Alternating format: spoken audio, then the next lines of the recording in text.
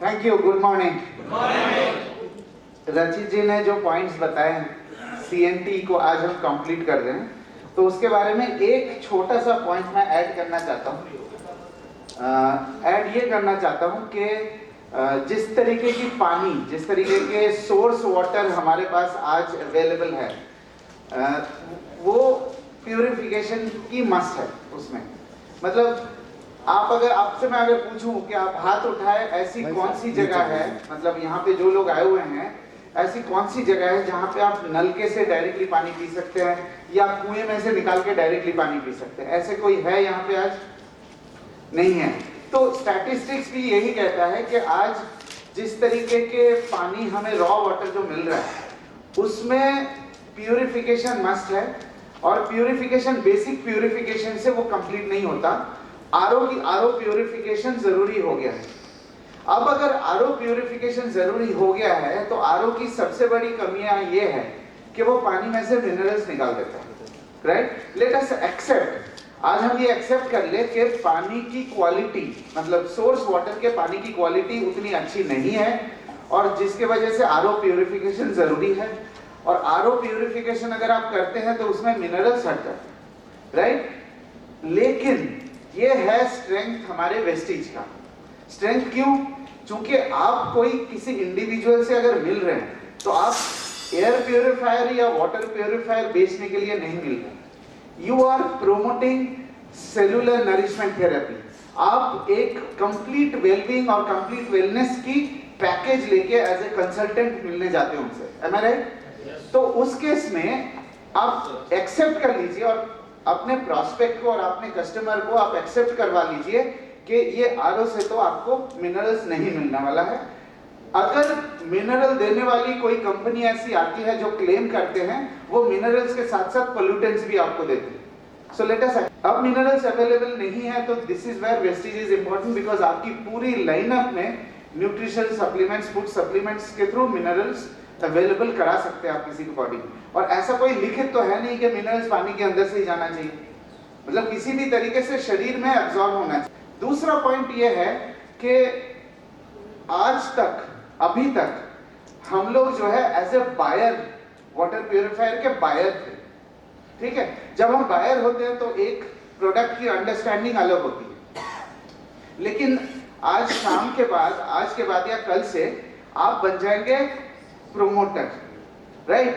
सो buyer के case में जितनी इंफॉर्मेशन आपको जरूरत थी, और आज जब प्रमोट करने लगेंगे तब जो इंफॉर्मेशन जरूरत है तो वो एक्स्ट्रा कुछ इंफॉर्मेशन चाहिए। तो आज के जो प्रेजेंटेशन है मेरा, उसको मैंने 4 पार्ट में डिवाइड किया हुआ है। पहला पार्ट ये होगा कि हम ये जानने की कोशिश करेंगे पानी किस तरीके से हमारे शरीर में मदद करता है, नंबर 1। नंबर 2, फिर हम ये जानेंगे कि पानी के अंदर किस तरीके की इम्प्यूरिटीज है, राइट? तीसरा, हम ये जानेंगे कि कंपटीशन उन इम्प्यूरिटीज को किस तरीके से निकालता है, क्या टेक्नोलॉजी यूज करता है, और उसकी क्या कमी है और या क्या पॉजिटिव चीजें हैं, ठीक है?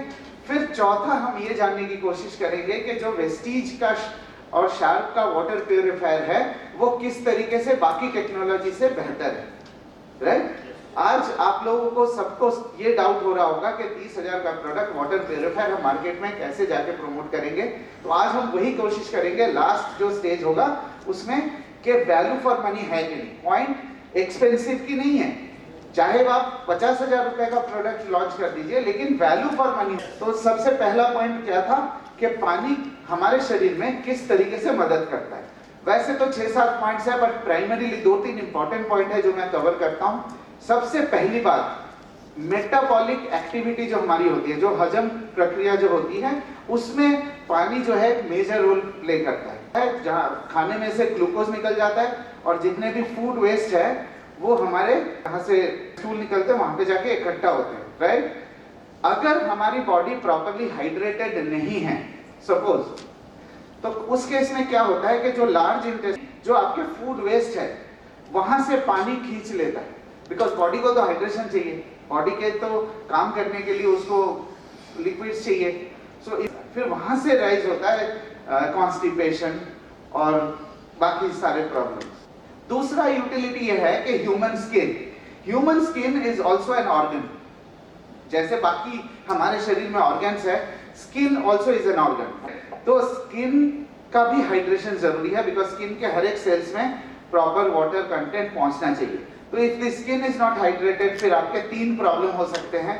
इलास्टिसिटी, मतलब स्किन को आप खींचेंगे तो वापस अपनी जगह आने में उसको प्रॉब्लम होती है। टेक्सचर, स्किन की एक जनरल टेक्सचर होती है, देख के आपको स्किन स्मूथ रहता है। फिर moisture, if the body is properly hydrated तो ये स्किन की क्वालिटी को एनहांस कर। लेकिन यहाँ पे एक छोटा सा इशू है। इशू ये है कि हर एक पानी जो है हमारे शरीर में एक्सेप्ट नहीं करता। पानी मतलब पानी की कैरेक्टरिस्टिक्स उसमें होनी चाहिए। कुछ दिन पहले मैंने एक वीडियो देखा था जिसमें ये कहा गया था कि जो बॉटल वाटर है, बॉटल वाटर के अंदर पानी की कैरेक्टरिस्टिक्स उस तरीके से नहीं होते, तो पानी बॉडी में ठीक तरीके से एब्जॉर्ब नहीं होता हर एक पार्ट में। मतलब कुछ पार्ट्स में हो सकता है एक्सेप्ट हो जाए, कुछ पार्ट्स में एक्सेप्ट नहीं होता। खैर से एक कॉन्सेप्ट जो लेके आ रहे हैं वो है बायो अवेलेबिलिटी। बायो अवेलेबिलिटी का मतलब ये है कि जो पानी हम पी रहे हैं वो हमारे सिस्टमिक सर्कुलेशन में एब्जॉर्ब होता है, राइट? तो हमारे शरीर के कई हिस्से हैं जहां पे हम जो पानी पीते हैं वो जाके एब्जॉर्ब होता है। If the water is bio available, तभी जाके वो शरीर के हर हिस्से में पानी एब्जॉर्ब होता है और उसकी पूरी यूटिलिटी हमें मिलती है। मैं आपको समझा पाया? yes. तो बायो अवेलेबिलिटी का एक और एग्जांपल है, जैसे डॉक्टर्स मेडिसिन देते हैं। तो मेडिसिन आपने कई बार ही देखा होगा कि डॉक्टर जो मेडिसिन दिया वो शरीर में काम नहीं किया, कुछ रिजल्ट्स नहीं आ रहे, तो डॉक्टर फिर क्या करते हैं, मेडिसिन को चेंज कर देते हैं। सो मेडिसिन के लिए भी बायो अवेलेबिलिटी बहुत जरूरी है, अदरवाइज मेडिसिन की यूटिलिटी हमारे शरीर में नहीं होगी। Am I right? कई बार आप ये भी देखते हैं ना, आप किसी को न्यूट्रिशन सप्लीमेंट्स अगर देते हैं तो वो न्यूट्रिशन सप्लीमेंट्स कुछ लोगों को तो 7 दिन में असर करता है, they can feel the benefit, लेकिन कुछ लोग ऐसे होते हैं 3-4 महीने के बाद भी उनका असर नहीं करता। That is also called bio availability, कि अगर मेडिसिन या सप्लीमेंट्स या वाटर, हर एक चीज बॉडी के सिस्टमिक सर्कुलेशन में आना चाहिए। तो ये हमारा पहला प्रॉमिस ये है कि पानी जो हम अपने वाटर प्यूरिफायर से दे रहे हैं वो है बायो अवेलेबल। दूसरा टॉपिक में हम ये जानते हैं कि पानी जो है, पानी आज हमारे पास कई तरीके से आते हैं। क्या क्या तरीका आप बता पाएंगे? एक है ग्राउंड वाटर, एक है हमारे म्यूनिसिपल वाटर, दूसरा है कई लोगों के कुएं होते हैं, कुएं से पंप करके पानी इस्तेमाल करते हैं, कई लोग बोरवेल अपना लगा के पानी उसको यूटिलाइज करते हैं, है कि नहीं? yes. इसके अलावा और कोई सोर्स तो नहीं है? नहीं। लेकिन प्रॉब्लम ये होती है कि पानी में, इंडिया बहुत वास्ट कंट्री है, बहुत ह्यूज कंट्री, हर 50 किलोमीटर में आपको पानी में अलग अलग प्रॉब्लम्स मिलेंगे, राइट? तो पानी की इम्प्यूरिटीज को हमने 3 तरीके से 3 पार्ट में डिवाइड किया है।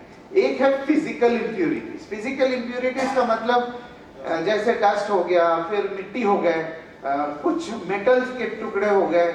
जो फिजिकल इम्प्यूरिटीज क्या है? फिजिकल इम्प्यूरिटीज को क्लीन करना इतना डिफिकल्ट नहीं है।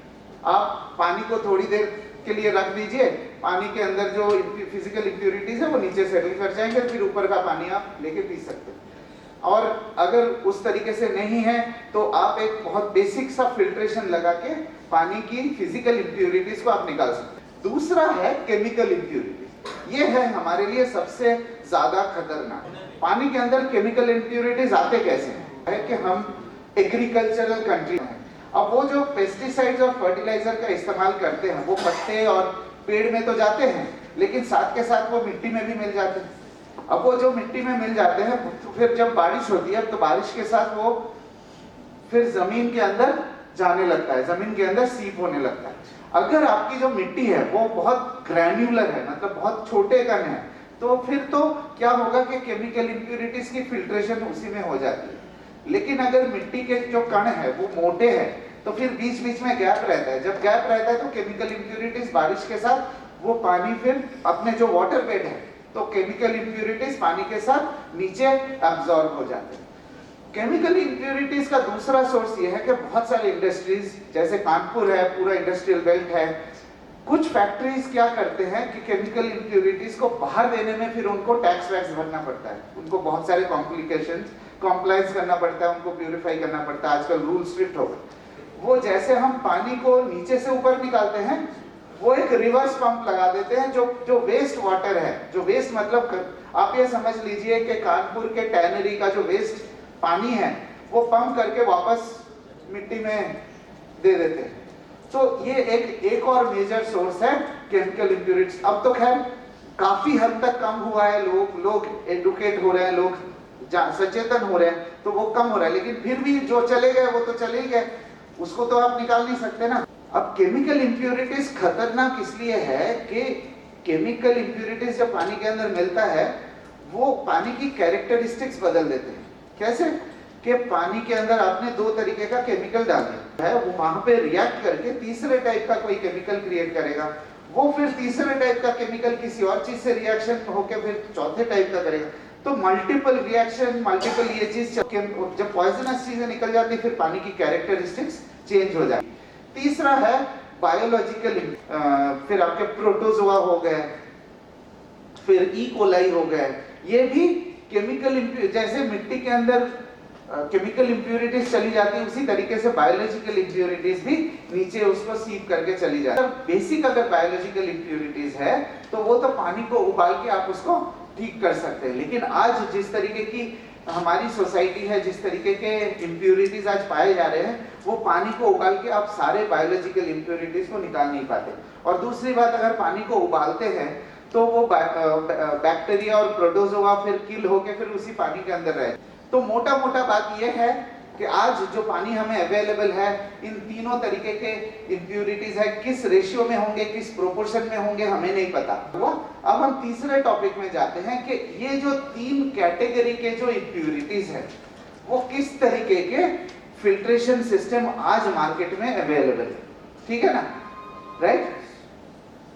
आप चूंकि वाटर प्यूरिफायर कोई नया कैटेगरी नहीं है, राइट? ये कोई 25-30 सालों से water purifier as a category India में चल रहा है।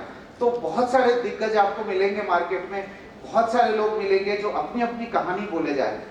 सो बट चूंकि आज से हम प्रोमोटर ऑफ वाटर प्यूरिफायर बन रहे हैं, तो हमारे लिए ये जानना जरूरी है कि मार्केट में किस तरीके की बातें चल रही है और उसके ड्रॉबैक्स क्या है और उसको कॉम्पीट हम किस तरीके से करेंगे। पहले ये है कि मार्केट में जो प्रमोट करते हैं लोग, वो ये प्रमोट करते हैं कि हमारे पास मल्टीपल फिल्ट्रेशन स्टेजेस है। इसका ऑब्जेक्टिव क्या है उनका? जब ये कहते हैं वो अपने प्रोडक्ट को और ज्यादा वैल्यू फॉर मनी देना चाहते हैं। मतलब ये सोचते हैं कि मैंने फिल्ट्रेशन के स्टेजेस बढ़ा दिए तो आप कस्टमर से ज्यादा पैसा ले सकता हूँ। दूसरी बात यह है कि जितने ज्यादा फिल्टर्स होंगे उतने ही आपके रनिंग कॉस्ट बढ़ेंगे। मतलब हर 3 महीने में वो बोलेगा अगर 4 फिल्टर होते आपके तो एक तरीके का कॉस्ट होता, अगर फिर 7 फिल्टर होंगे तो आपके कॉस्ट ऑब्वियसली बढ़ जाएंगे, उसकी रिप्लेसमेंट की फ्रीक्वेंसी बढ़ जाएगी, आपके ओवरऑल रनिंग कॉस्ट बढ़ जाएंगे, राइट? तो जरूरी नहीं है कि जितने ज्यादा फिल्ट्रेशन के स्टेजेस हैं उतने ही बेहतर आपके प्यूरिफायर होंगे। आइडिया ये है कि ये 3 इंप्यूरिटीज को किस तरीके से निकाला जाए। दूसरा है, एक कॉन्सेप्ट नया चला है पिछले 2-3 सालों से, एल्कलाइन। तो हो सकता है कि आपको मार्केट में एल्कलाइन से लड़ने के लिए आपका अस्त्र सही होना चाहिए। तो पहले ये समझते हैं कि ये एल्कलाइन वाला कॉन्सेप्ट है क्या चीज। सबसे पहली बात, हमारी बॉडी का जो पीएच है, pH is potential of hydrogen. PH जो है हमारे बॉडी का वो है स्लाइटली एल्कलाइन, इसमें कोई गलत नहीं है, इट इज 7.3 to 7.4।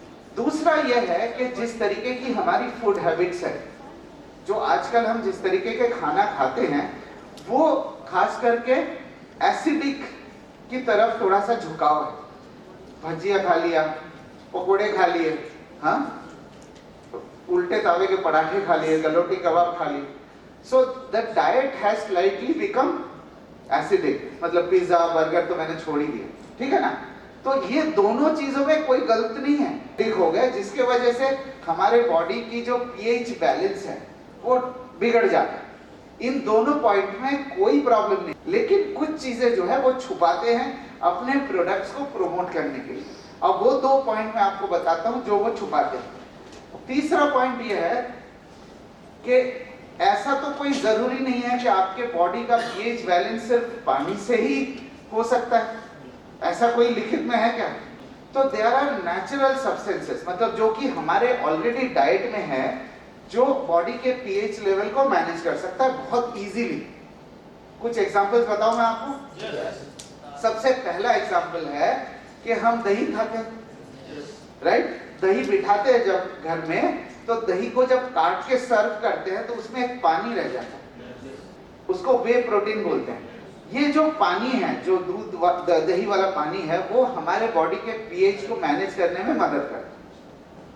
पहला पॉइंट। दूसरा पॉइंट, आजकल बहुत सारे लोग जो वेजिटेरियन हैं, ये नॉन वेजिटेरियन है, वो आजकल एक शब्द पॉपुलर है ना, वेगन।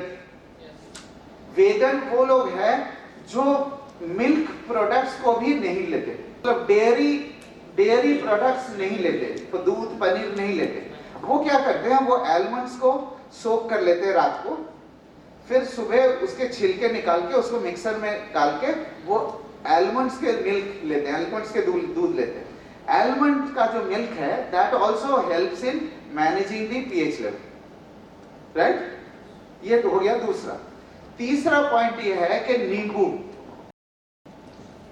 नींबू एक कॉमन है हमारे डाइट में। नींबू जब आप बाहर निचोड़ते हैं, ठीक है, तो वो एसिडिक है, लेकिन नींबू जब हमारे शरीर के अंदर जाते हैं, मेटाबॉलिक एक्टिविटी में इंक्लूड हो जाता है, तो नींबू एक बहुत शानदार चीज है जो पीएच बॉडी के मेंटेन करने में मदद करता है। आपने देखा होगा बहुत सारे लोग खाने के नींबू इंक्लूड कर लेते हैं। They can, नींबू is probably the better way to manage the pH level. चौथा पॉइंट ये है कि जो शायद लखनऊ में इतनी पॉपुलर नहीं है, वो है नारियल पानी। ठीक है, नारियल पानी भी बहुत एक अच्छे तरीके से अपने शरीर का पीएच लेवल बैलेंस करने में मदद करता है। एल्कलाइन वाटर जब बनता है, कोई भी ब्रांड जब एल्कलाइन की पानी बनाते हैं, वो कोई ऐसे तो नहीं बन जाता, उसमें कुछ केमिकल यूटिलाइज होता है, केमिकल यूज होता है, तभी वो एल्कलाइन बनते हैं। कुछ इलेक्ट्रोलिसिस प्रोसेस से करते हैं, कुछ केमिकल से करते हैं। तो जो अब आप खुद सोचिए कि आपके पास चॉइस है कि बॉडी का पीएच लेवल तो मैनेज करना है, अब आप पानी के अंदर केमिकल लेके उसको मैनेज करेंगे या नेचुरल फूड्स जो अवेलेबल है उससे आप पीएच मैनेज करेंगे। तीसरे कैटेगरी जो प्रोडक्ट्स आज मार्केट में मिलते हैं, आपके गली में आप जहां रहते हैं, अपने 100 मीटर 150 मीटर के अंदर आपको कोई एक आदमी मिल जाएगा जो वाटर प्यूरिफायर खुद मैन्युफैक्चर करता है। वो आपसे ये कहता है कि आप ब्रांडेड क्यों ले रहे हो, आप मेरे को बता दो क्या क्या वो दे रहे हैं, मैं आपको असेंबल करके दे दूंगा आधे प्राइस में। हाँ, अब आप ये सोचिए कि जो आधे प्राइस में आपको मटेरियल दे रहा है, क्या क्वालिटी का मटेरियल देगा?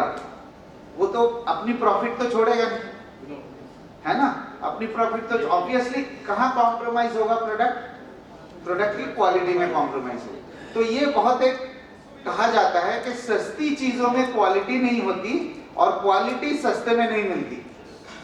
ये जो टीडीएस कंट्रोलर है, जो हमारा पहला चौथा टॉपिक है, टीडीएस कंट्रोलर को मैं अलग से एक्सप्लेन करूंगा जब हम अपने बेनिफिट्स के बारे में बात करें। एक बहुत मतलब लोग बिलीव करते हैं कि जो ब्रांड बहुत ज्यादा एडवर्टाइजमेंट करते हैं वो ब्रांड के प्रोडक्ट्स अच्छे होते हैं। ऐसा है क्या? हाँ, तो अब जो ब्रांड एडवर्टाइज करते हैं, ब्रांड एम्बेसडर लेके, तो उसके पैसे कौन देता है? कंज्यूमर ही उसी के पैसे भरते हैं। फिर उनके जो प्रोडक्ट्स होंगे वो फिर कहाँ कॉम्प्रोमाइज होंगे? क्वालिटी में कॉम्प्रोमाइज होंगे। वो अपने मतलब अगर किसी को प्रोडक्ट अपने 16 से 20 हजार में बेचना है, फिर उसमें ब्रांड एम्बेसडर के कॉस्ट निकाल लीजिए, फिर उसके प्रमोशन के कॉस्ट निकाल लीजिए, तो इवेंचुअली प्रोडक्ट तो आपको उसी प्राइस में देना है, तो ऑब्वियसली कॉम्प्रोमाइज होंगे। इसके थोड़ी डिटेल और बाद में बताऊंगा कि हम कहाँ पे, अगर कोई जैसे सस्ते प्रोडक्ट्स होते हैं वो किस जगह प्रोडक्ट को कॉम्प्रोमाइज करते हैं, वो थोड़ी देर में मैं बताऊंगा। एक बहुत पॉपुलर ब्रांड है इंडिया में जो एक 3000 के आसपास एक प्रोडक्ट्स बेचते हैं, जो पिछले 3 साल से एक बहुत अच्छा मार्केट शेयर क्रिएट कर चुका है, जिसमें बिजली की जरूरत नहीं होती, गांव-गांव में वो प्रोडक्ट बेच रहे हैं। मैं ब्रांड का नाम नहीं लूंगा। उसमें एक सेडिमेंट फिल्टर होता है, बेसिक बिल्कुल सेडिमेंट फिल्टर, एक कार्बन फिल्टर होता है, और बोलते हैं एक केमिकल कार्ट्रिज, केमिकल का नाम नहीं लेते, वो बोलते हैं केमिकल कार्ट्रिज। तो आप लोग शायद वो ब्रांड का नाम समझ रहे हैं। केमिकल कार्ट्रिज में वो क्लोरीन का इस्तेमाल करते हैं। अब आप खुद सोचिए कि म्यूनिसिपल वाटर में क्लोरीन दिया जाता है, क्या वो पानी आप डायरेक्टली पी सकते हैं? तो वो केमिकल कार्ट्रिज के नाम से वो ये पानी इतने सब लोगों को बेचे जा रहे हैं, और केमिकल में वो क्लोरीन का इस्तेमाल करते हैं। ये देखा जाता है कि अगर आप क्लोरीन वाले पानी में आप मुंह धोते हैं, दंत मंजन करते हैं, तो दांत आपके पीले पड़ जाते हैं। तो वो पानी पीने लायक तो किसी भी तरीके से नहीं है। क्लोरीन जिस पानी में चला जाए वहां मछली भी नहीं रह सकती जिंदा, है कि नहीं? तो क्लोरीन इस्तेमाल करके वो अलग अलग तरीके से प्रमोट कर रहे हैं, वो मिसगाइड कर रहे हैं कस्टमर को, इंफॉर्मेशन छुपा रहे हैं। क्लियर? एक बहुत पॉपुलर टेक्नोलॉजी है वाटर प्यूरिफिकेशन में, वो है यूवी। आपने नाम सुना है? बहुत पॉपुलर टेक्नोलॉजी है। टेक्नोलॉजी वाइज यूवी में कोई प्रॉब्लम नहीं है एज ए टेक्नोलॉजी, लेकिन क्या होता है कि जब प्रोडक्ट सस्ती हो जाती है फिर उसकी क्वालिटी कॉम्प्रोमाइज होती है। कैसे मैं बताता हूँ, सबसे पहले बताता हूँ यूवी एक्चुअली काम करता कैसे है। एक पाइप होता है, पाइप के अंदर एक यूवी लाइट होती है। यूवी लाइट क्या है कि एक पर्टिकुलर फ्रीक्वेंसी में वो लाइट एमिट करता है, जिससे कि वो पानी के अंदर ओजोन प्रोड्यूस करता है। ऑक्सीजन के कांटेक्ट में आके वो ओजोन प्रोड्यूस करता है। ओजोन जो है एक बहुत अच्छा डिसइंफेक्टेंट है। तो जैसे यूवी लाइट से रे निकलते हैं, पानी के अंदर ओजोन प्रोड्यूस होके वो पानी के अंदर से बैक्टीरिया और पैथोजेंस को किल करते हैं। प्रॉब्लम यहाँ तक नहीं है कोई। प्रॉब्लम यह है कि जब आप प्रोडक्ट को सस्ते कर देंगे तो यूवी लाइट की भी रॉ मटेरियल की कॉस्ट सस्ती हो जाएगी। जब यूवी लाइट की रॉ मटेरियल की कॉस्ट सस्ती होगी तो यूवी लाइट का क्वालिटी सस्ता होगा।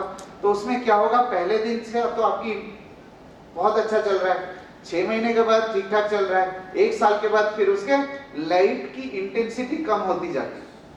जैसे ही आपकी लाइट की इंटेंसिटी कम होती जाएगी वैसे उसके बैक्टीरिया और वायरस को किल करने की क्षमता भी कम होती जाएगी। और फिर जो यूवी लाइट है, आप देखते हैं ना घर के अंदर जो ट्यूबलाइट लगाते हैं उसमें मिट्टी जमा होता है, फिर लाइट की भी अपने घर के अंदर ट्यूबलाइट की भी तो इंटेंसिटी कम होती है ना।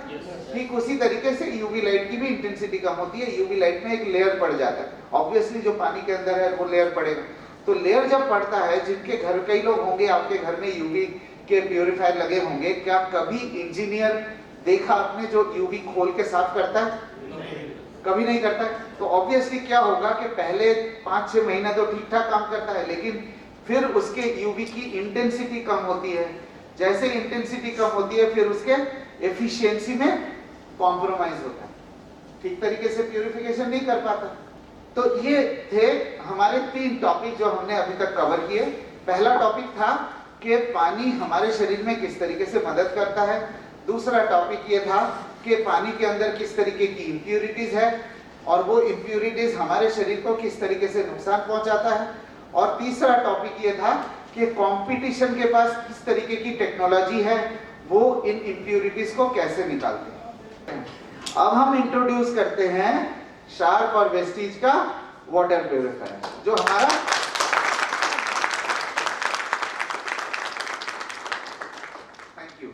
ये है हमारा मेजर टॉपिक। तो हम जो है 4 फिल्टर का इस्तेमाल करते हैं हम अपने प्यूरिफिकेशन में। तो सबसे पहला फिल्टर जो हमारा है वो हम कहते हैं उसको पॉलीप्रोपिलीन फिल्टर। अब आप ये सोचिए कि पानी हमारा बहुत ज्यादा पोल्यूटेड है, am I right? पानी पोल्यूटेड है, तो पानी के अंदर का जो गर्दा होगा, मतलब सबसे ज्यादा प्रेशर किस फिल्टर पे आएगा। तरीके से ये बहुत ज्यादा जरूरी है कि फिल्टर की क्वालिटी को एनहांस करने के लिए पहली फिल्टर की भी क्वालिटी एनहांस करें। तो ये है हमारा सबसे पहला बेनिफिट। जो मार्केट में सेडिमेंट फिल्टर या पीपी फिल्टर जो आपको मिलते हैं उनकी क्वालिटी इतनी अच्छी नहीं होती, वो फट जाते हैं।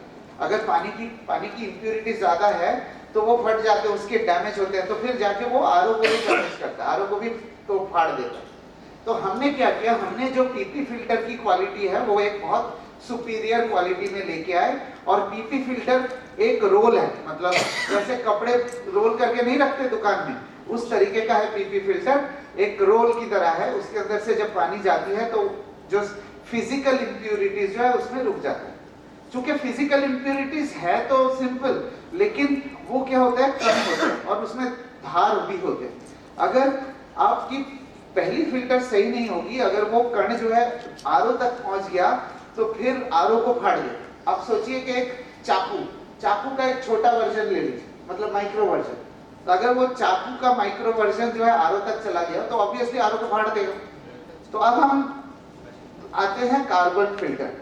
कार्बन फिल्टर का, जैसे आप सब लोग अभी तक एयर प्यूरिफायर के बारे में मास्टर हो गए, कार्बन फिल्टर का प्राइमरी रोल ये है कि जितने भी गैसेस है, सारी गैसेस को तो नहीं, कुछ स्मेल है, कुछ कलर है, उसको कार्बन के ग्रेन्यूल्स एब्जॉर्ब करते हैं। अब आप ये सोचिए कि जितने ज्यादा ग्रेन्यूल्स होंगे उतनी एफिशिएंसी बेहतर होगी, करेक्ट? तो मार्केट में जो आपको कार्बन फिल्टर मिलते हैं, जब वो प्रोडक्ट को सस्ते करेंगे तो ऑब्वियसली कार्बन के ग्रेन्यूल्स भी कम देंगे। तो हमने क्या किया, हमने कार्बन ग्रेन्यूल्स के वेट बहुत ज्यादा दे दिए, मतलब बहुत सारे कार्बन ग्रेन्यूल्स दे दिए, ताकि जब वाटर पास कर रहा है तो ज्यादा सरफेस एरिया मिले कि इंप्यूरिटीज को एब्जॉर्ब करने के लिए। मैं आपको समझा पाया? तो जितने ज्यादा ग्रेन्यूल्स होंगे उतने ज्यादा सरफेस एरिया होगा, जितनी ज्यादा सरफेस एरिया होगा उतनी ज्यादा एब्सॉर्प्शन की कैपेसिटी होगी। अब हम आते हैं तीसरे फिल्टर में। ये है हमारा पीपी फिल्टर, ये है हमारा कार्बन फिल्टर, ये हमारा आरओ। तीसरा आरओ फिल्टर हर कोई इस्तेमाल करता है। जो वेस्टीज आरओ फिल्टर आपको दे रहा है उसमें दो बहुत मेजर फायदे हैं। हम लोग इसको सोर्स कर रहे हैं यूएसए से। अब आप सोचिए कि आरओ फिल्टर आज कितने साल की लाइफ होती? एक साल। एवरेज एक साल से ज्यादा आरओ फिल्टर कोई नहीं टिकता। हम लोग जो रेटेड लाइफ बता रहे हैं आरओ फिल्टर का वो है 2 साल। फिल्टर लाइफ के बारे में मैं अलग से आपको बताऊंगा, उसमें भी हमारे बेनिफिट है। आरओ मेम्ब्रेन से पानी जो है टैंक में जा रहा है, ठीक है? ये हमारा है सबसे पहला मेजर बेनिफिट, जिसको मैं अब आपको डिटेल में एक्सप्लेन करूंगा। पहले हम कंपटीशन के फिल्ट्रेशन सिस्टम को समझ लेते हैं, जो हमने अभी डिस्कस किया है कि कंपटीशन किस किस तरीके के फिल्टर देते हैं। पहले हम उसको समझ, बहुत ज्यादा टेक्निकल नहीं है, थोड़ा सा ध्यान दीजिए, इजी हो जाएगा। ये है रॉ वाटर, आप लोगों को सबको दिखाई दे रहा है प्रेजेंटेशन? पहले रॉ वाटर हम डालते हैं सेडिमेंट फिल्टर में। सेडिमेंट फिल्टर और पीपी फिल्टर में कोई अंतर नहीं है, बस वही है कि कुछ लोग मटेरियल अलग यूज करते हैं, हम पॉलीप्रोपिलीन यूज करते हैं। तो सेडिमेंट फिल्टर जो है फिजिकल इंप्यूरिटीज को रोकता है। फिर दूसरा है एक्टिव कार्बन। एक्टिव कार्बन और कार्बन ब्लॉक दोनों सेम है, हम अपने प्यूरिफायर में भी एक्टिव कार्बन फिल्टर बोलते हैं, ठीक है ना? काम सेम है। अब आप बहुत एक अहम चीज है यहाँ पे, आप नोटिस करिए कि कार्बन फिल्टर के बाद जब पानी आ रहा है यहाँ पे 2 पार्ट में डिवाइड हो रहा है। नोटिस किया आपने?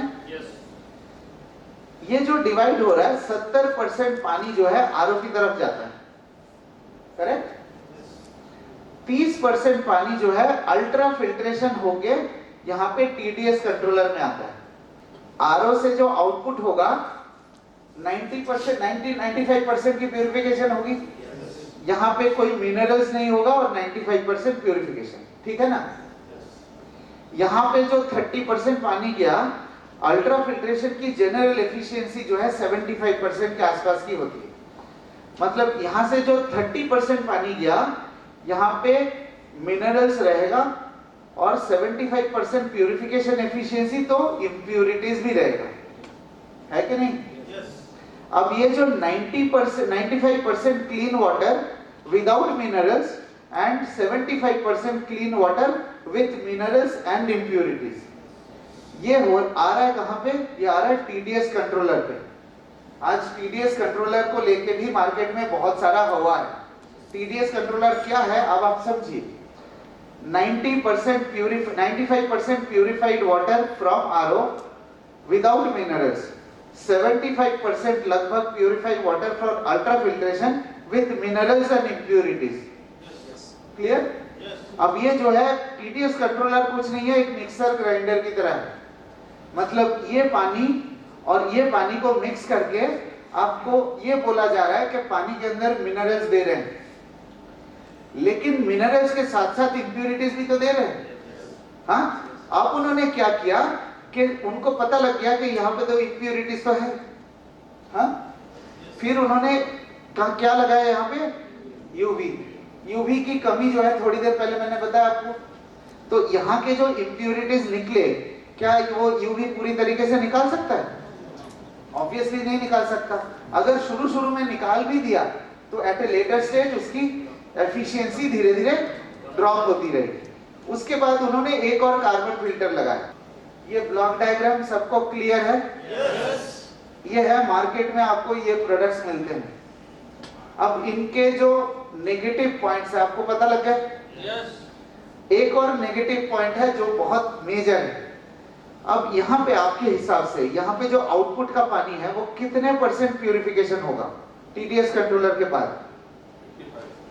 लगभग 90% मान के चलते, ठीक है। ये जो यूवी के अंदर और पोस्ट कार्बन होते हुए जो यहाँ पे आपको आउटपुट मिलेगा वो 92 से लेकर 95 तक मिलेगा। उसके बाद ये पानी कहाँ जाता है? पानी जाता है टैंक में, मशीन के अंदर ही एक छोटा सा टैंक होता है। अब ये जो आपका 93-94% प्यूरिफाइड वाटर टैंक में गया, इसके अंदर बैक्टीरिया प्रोटोजोआ भी है। तो जब बैक्टीरिया प्रोटोजोआ टैंक के अंदर गया तो वो दोबारा से मल्टीप्लाई करेगा। टैंक के अंदर से जब बाहर आ रहा है, नलके से जब पानी खोल रहे हैं, तो उसमें और इम्प्यूरिटीज ऐड हो जाएगा। क्यों? बिकॉज जो इम्प्यूरिटीज बच गए थे, जो बैक्टीरिया वायरस बच गए थे, वो टैंक के अंदर मल्टीप्लाई होंगे। तो यहाँ पे 92, फिर हो सकता है टैंक से जो पानी निकले वो 85 से 90% आएगा प्यूरिफिकेशन। लेकिन कंपनीज क्लेम क्या करती है? अब आपको पता लगा कि मार्केट में जो प्यूरिफायर है वो किसी भी तरीके से 85, 90 या 92% से ज्यादा प्यूरिफिकेशन नहीं दे सकता। ऑब्वियसली जो पानी आप पी रहे हैं उसमें कुछ ना कुछ इम्प्यूरिटीज होंगे। जब इम्प्यूरिटीज शरीर में होंगे, डॉक्टर असद ये मेरा वेरिफिकेशन करिएगा, अगर पानी के अंदर इम्प्यूरिटीज होंगे क्या वो सिस्टेमिक सर्कुलेशन में एक्सेप्ट होगा? नहीं। डॉक्टर असद नहीं होगा सर, नहीं होगा। उसके साथ जो इन्फेक्शन जाएगा वो जाएगा ही जाएगा। जब वो इन्फेक्शन को रिजेक्ट करने लगेगा तो पानी को भी रिजेक्ट कर देगा सिस्टम। कुछ पार्ट्स में एब्जॉर्ब हो जाएंगे, लेकिन ज्यादातर पार्ट्स में ये पानी एब्जॉर्ब नहीं होगा। वही मैं आपको शुरू में बता रहा था कि बायो अवेलेबल, पानी बायो अवेलेबल तभी होता है जब पानी के अंदर इम्प्यूरिटीज कम से कम होते, ठीक है। ये हमारी है प्राइमरी स्टोरी। ये हम क्या बोल रहे हैं? हम बोल रहे हैं क्लीनेस्ट वाटर प्रॉमिस। टैंक के अंदर जो पानी जा रहा है, अब आप जब नलके खोलते हैं, पानी जो आ रहा है एक डिसरप्टर के थ्रू पानी आ रहा है। आपने सारे हमारे जो ब्रांडिंग है आपने देखा होगा कि डिसरप्टर टेक्नोलॉजी शब्द का इस्तेमाल हुआ है। अब डिसरप्टर किस तरीके से काम करता है? डिसरप्टर के अंदर इस तरीके के प्लेट्स लगे हुए हैं, स्पेशल मटेरियल के प्लेट्स लगे हुए हैं, नैनो एल्युमिनियम फाइबर्स। क्या होता है कि जब पानी पास करता है तब वो नैनो एल्युमिनियम फाइबर के साथ जब टच होके पानी पास करता है तो एक जीटा पोटेंशियल क्रिएट होता है। उस 51 मिलीवोल्ट्स का एक जीटा पोटेंशियल जब क्रिएट होता है तो वो जीटा पोटेंशियल के वजह से जो इम्प्यूरिटीज पानी के अंदर रहते हैं वो इम्प्यूरिटीज इसके एब्जॉर्ब हो जाते हैं। ये एडहेसिव टेक्नोलॉजी है। एडहेसिव मतलब एडहियर कर जाते हैं डिसरप्टर के अंदर, ठीक है। तो कभी भी इसके जो पोर साइज है, इसका जो फ्लो है वो फ्लो कभी कम नहीं होगा। सो इम्प्यूरिटीज पानी से सेपरेट हो जाते हैं। मैंने टेक्नोलॉजी समझा दिया, मैंने आपको ये भी बता दिया क्लीनेस्ट वाटर प्रॉमिस। आप भरोसा कैसे करेंगे कि एक्चुअली क्लीनेस्ट वाटर आ रहा है कि नहीं? आपके मन में थोड़ा सा डाउट आ रहा होगा। अब टीयूवी एक इंटरनेशनल ऑर्गेनाइजेशन है जो प्रोडक्ट्स के क्लेम को वेरीफाई करता है। क्लेम को वेरीफाई करता है मतलब आप कोई इंडिया में प्रोडक्ट लेके आए हैं, आप ये क्लेम कर रहे हैं मेरा प्रोडक्ट ABCD ये काम करता है, तो आप टीयूवी को दीजिए, टीयूवी टेस्ट करता है, फिर आपको बताता है कि क्या आपके क्लेम सही है या गलत। उन्होंने हमारे वाटर प्यूरिफायर को टेस्ट करके एक रिपोर्ट दिया। अब वो रिपोर्ट मैं आपको दिखाता हूं जिससे ये प्रूव होगा कि हमारे क्लीनेस्ट वाटर प्रॉमिस कैसे हम फुलफिल कर रहे हैं। तो ये मॉडल नंबर हम बात कर रहे हैं इस मॉडल की WJ-400। नीचे आइए प्लीज। हमारे क्लेम्स क्या थे? ये देखिए, उन्होंने जो रिपोर्ट दिया उन्होंने लिखा हुआ है क्लेम, क्योंकि वो हमारे क्लेम्स को वेरीफाई कर रहे। हमने, आपको टीडीएस मालूम है?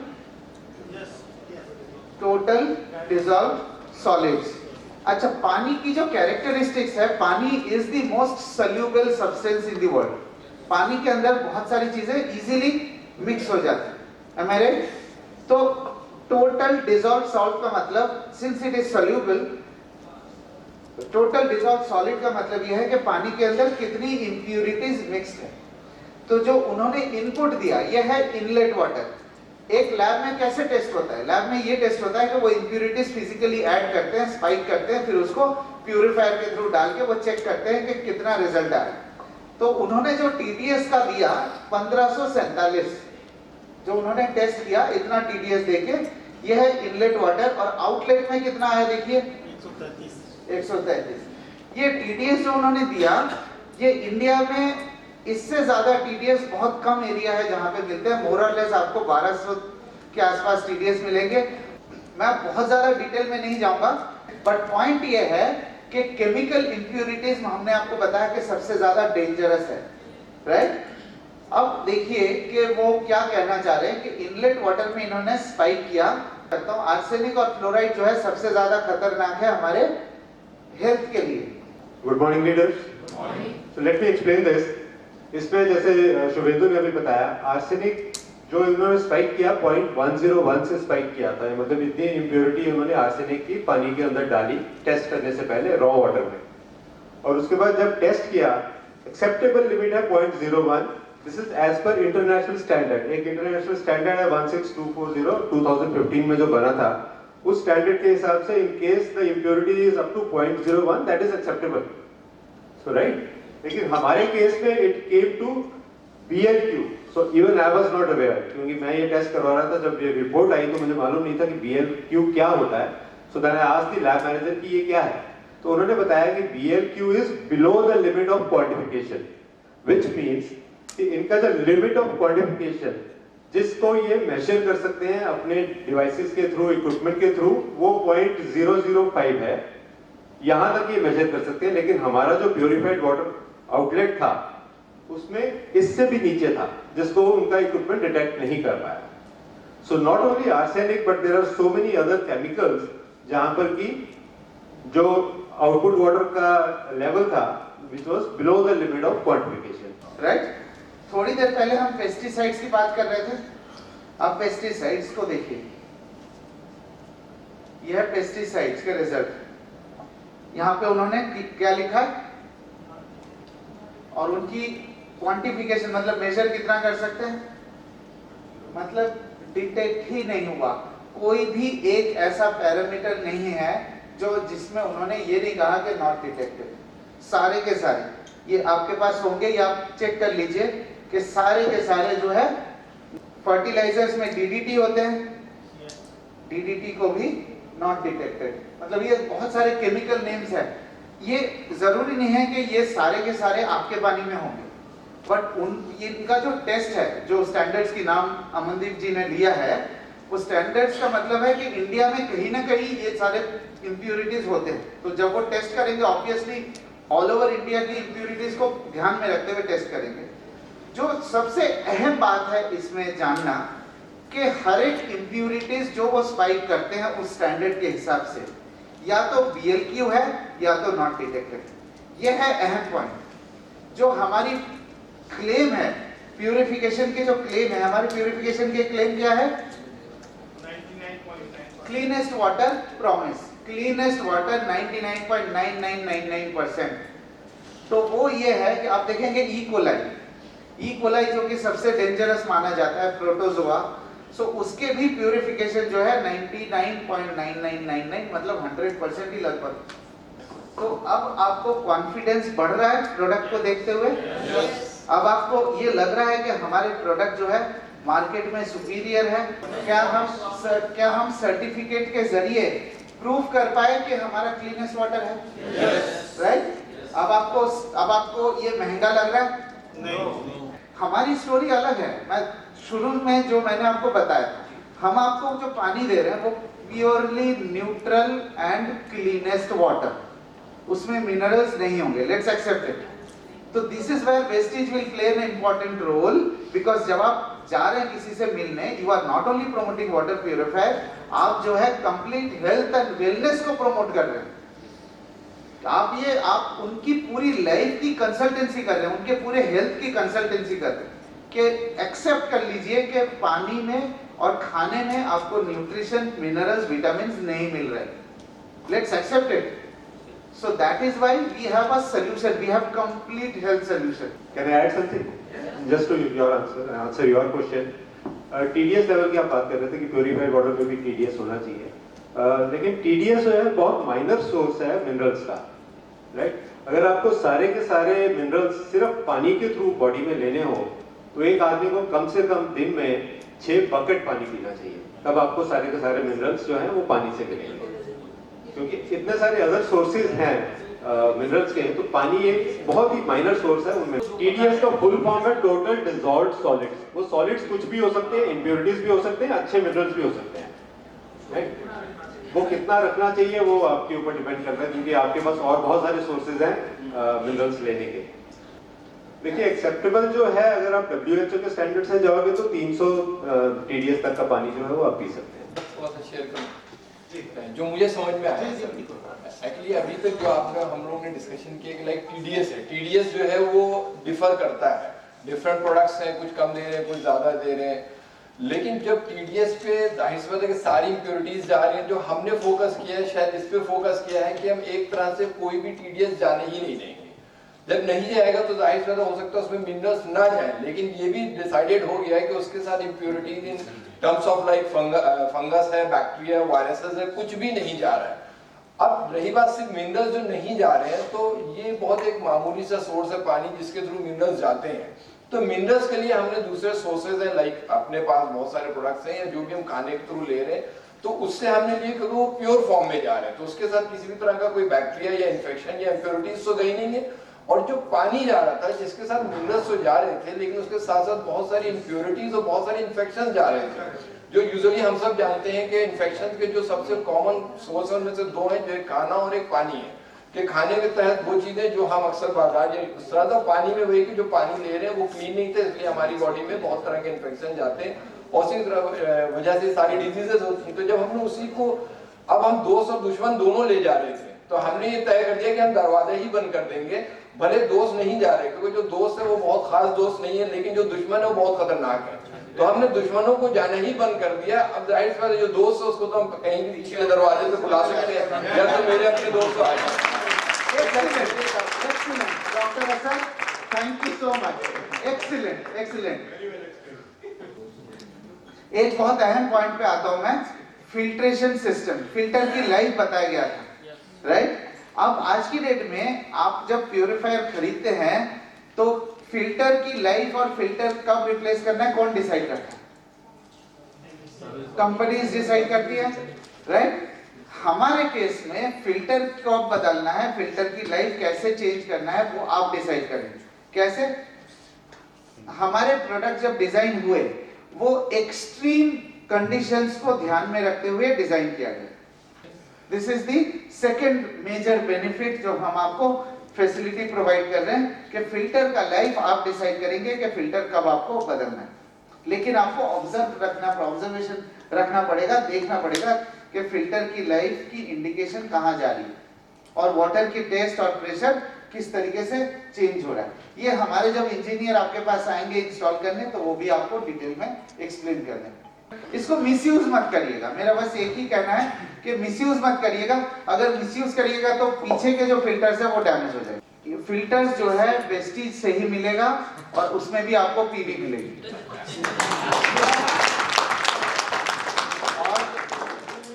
मतलब अभी क्या है कि फिल्टर के लाइफ के कॉस्ट, फिल्टर कॉस्ट अभी हम बता नहीं पा रहे बिकॉज उसकी पीवी अभी डिसाइड नहीं हुआ है। अगले 15-20 दिन में उसके भी प्राइसेस अनाउंस किए जाएंगे, कॉम्पिटिटिव रेट्स होंगे। ये जो है यूनिक कॉम्बिनेशन ऑफ फिल्टर्स, हमारे 4 फिल्टर जो है आपने देखा किस तरीके के परफॉर्मेंस दे रहा है, जो हमने टीयूबी रिपोर्ट में आपको दिखाया। एक और बहुत अहम पॉइंट, सस्ते प्रोडक्ट में क्या होता है कि जो प्लास्टिक की क्वालिटी इस्तेमाल होता है, जहां पे पानी कॉन्टैक्ट में आता है, वाटर प्यूरिफायर के अंदर पानी हर एक पाइप के अंदर और सरफेस के अंदर कॉन्टैक्ट में आता है। तो सस्ते करने के लिए आप क्वालिटी मटेरियल जो यूज करोगे, प्लास्टिक जो यूज करेंगे, वो फूड ग्रेड नहीं होगी, वो लोअर ग्रेड की होगी। तो उस प्लास्टिक से भी इंप्यूरिटीज पानी में ट्रांसफर हो सकते हैं। लेकिन हमने जो प्लास्टिक की क्वालिटी और मटेरियल की क्वालिटी इस्तेमाल किया है, जहां पे पानी कांटेक्ट में आ रहा है, वो बहुत हाई क्वालिटी की प्लास्टिक्स है, मटेरियल है, जो फूड ग्रेड हाई क्वालिटी की है, जिसके भी हमारे पास सर्टिफिकेट्स हैं जो कंफर्म करता है कि जो मटेरियल, रॉ मटेरियल यूज किए गए हैं वो हाईएस्ट ग्रेड के हैं। आरओ मेम्ब्रेन के बारे में तो मैं बता चुका हूं ऑलरेडी। अब क्या है कि आरओ है तो वाटर डिस्चार्ज तो होंगे ही होंगे, वाटर वेस्टेज होंगे ही होंगे। उस पानी को आप गार्डनिंग में यूज कर सकते हैं, जो बड़े पौधे, छोटे पौधे में मत लगाइए। बर्तन साफ करने में इस्तेमाल कर सकते हैं, फर्श साफ करने में इस्तेमाल कर सकते हैं, और टॉयलेट्स में इस्तेमाल कर सकते हैं। बहुत लोग पानी के लिए कॉन्शियस है, पानी वेस्ट करना पसंद नहीं करते। तो जिस समय इंस्टॉलेशन करने के लिए आदमी आएगा, आप उनको बता दीजिए कि आपको पानी ड्रेन करना है या पानी को स्टोर करना है, वेस्टेज वाटर को।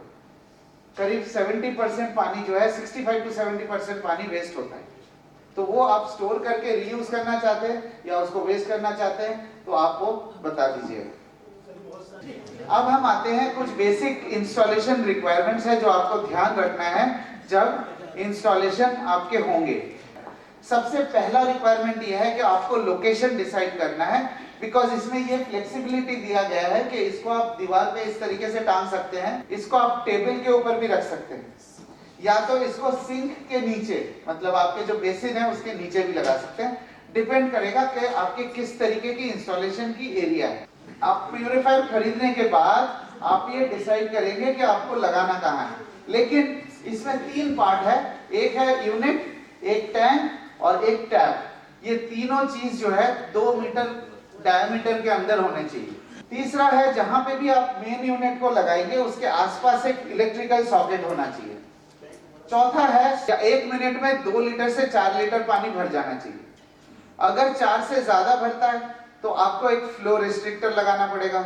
अगर 2 लीटर से कम भरते हैं तो आपको एक बूस्टर पंप लगाना पड़ेगा। बट जनरली इसमें पंप नहीं है सर, क्या खींचे वाला? इसमें पंप है, लेकिन आपका जो सोर्स की पानी है, सोर्स जहां से पानी आ रहा है मशीन के अंदर, वो मशीन के अंदर की पानी जो है वो 1 मिनट में 2 लीटर के बॉटल भर लेना चाहिए। अगर भर रहा है 2 लीटर के बॉटल तो सही। ये जो टैप है, ये टैप आपके पास चॉइस है कि आप इसको बेसिन में लगा सकते हैं, या तो दीवार पे लगा सकते हैं, या तो ग्रेनाइट पे लगा सकते हैं। ठीक है, ये फ्लेक्सिबिलिटी दी गई है। अगर बेसिन में लगा रहे हैं और वॉल पे लगा रहे हैं तो हमारे इंजीनियर वो लगा सकते हैं। लेकिन आप अगर ग्रेनाइट में लगा रहे हैं तो ग्रेनाइट में ड्रिल करने के लिए आपको किसी बाहर का आदमी को बुलाना पड़ेगा जो ग्रेनाइट को ड्रिल कर ले, क्योंकि हमारे जो इंजीनियर है वो ग्रेनाइट ड्रिल करने की मशीन नहीं लेके आएंगे। सर, इंस्टॉलेशन चार्जेस क्या होंगे? 0। अगर कोई चीज एक्स्ट्रा लगाते हैं, जैसे पाइप एक्स्ट्रा हुआ या ग्रेनाइट में ड्रिल करा रहे हैं, हाँ, या तो आपके कोई फ्लो रेस्ट्रिक्टर लगा रहे हैं तो वो एक्स्ट्रा है। अदरवाइज मुझे नहीं लगता, 99% केसेस में कोई एक्स्ट्रा चीजें नहीं लगेंगी। इंस्टॉलेशन फ्री ऑफ चार्ज होगा शार्प की तरफ से। सर्विस की प्रिपेयर्डनेस के लिए, सर्विस के लिए क्या हम करेंगे, मैं रिक्वेस्ट करूंगा मिस्टर एडी सिंह वो आपको ब्रीफ करेंगे। सर्विस को लेके आई एम श्योर आप बहुत कंसर्न होंगे। तो सर्विस में इस वक्त जो हमारी प्रिपरेशन है, हमारे पास इस वक्त 500 से ज्यादा सर्विस फ्रेंचाइजी हैं ऑल अक्रॉस इंडिया, और 19,000 ऑल इंडिया में इस वक्त पिन कोड्स हैं, जिसमें से तकरीबन 13,500 के करीब हम ऑलरेडी कवर कर रहे हैं इस वक्त, और हम और उसको ऐड कर रहे हैं। सो आपके एरिया में there is absolutely no problem, ज्यादातर जो पिन कोड्स है वो कवर्ड है, वहां हम सर्विस दे सकते हैं, राइट। एक सर्विस में, एक इंस्टॉलेशन में एक करेक्शन करना चाहूंगा जो शुभेंदु ने बताया। हमारे पास इंफॉर्मेशन आएगी कि कहाँ वाटर प्यूरिफायर बिका है, लेकिन हो सकता है आप एंड यूजर हो या आपके और कोई और जहां आप प्रमोट कर रहे हैं वो एंड यूजर हो। तो जब भी आपके एंड यूजर परचेज करते हैं या आप परचेज करते हैं तो हमारे इस टोल फ्री नंबर पे आप कॉल करवाएंगे टोल फ्री नंबर पे, और वो आपकी कंप्लेंट या इंस्टॉलेशन रिक्वेस्ट को रजिस्टर कर लेंगे। हाँ, और एक और जो ऑप्शन हमने दी है, मिस्ड कॉल की ऑप्शन दी है। कई बार आप कॉल सेंटर में कॉल करते हो तो आपको क्यू में लगना पड़ता है, बहुत टाइम लगता है, राइट? तो उसकी जगह हमने मिस्ड कॉल नंबर दे दिया। उस नंबर पे आप कॉल करेंगे, 2 रिंग्स के बाद या 1 रिंग के बाद वो कॉल कट जाएगी, and then somebody will call you back within 1 hour. So उसमें आपको वेट करने की जरूरत नहीं है कि आप होल्ड करके आप किसी एजेंट की वेट कर रहे हैं कि वो फोन पे आएगा। So this is another option we are giving. जो इंस्टॉलेशन की रिक्वेस्ट या कोई भी कंप्लेंट की रिक्वेस्ट है, अगर आपकी सिटी लिमिट के अंदर है तो वी आर प्रॉमिसिंग कि 24 आवर्स के अंदर somebody will come and install the unit और attend the complaint। अगर आप कंट्री है जो सिटी से बाहर है तो within 72 hours somebody will come and attend, right? वैसे हमारी ये कोशिश रहेगी, अगर दिन में आपने 12 बजे तक कंप्लेंट लिखवा दी तो हम कोशिश यही करेंगे कि उसी दिन शाम तक आपकी इंस्टॉलेशन रिक्वेस्ट या कंप्लेंट की जो रिक्वेस्ट है वो अटेंड हो जाए।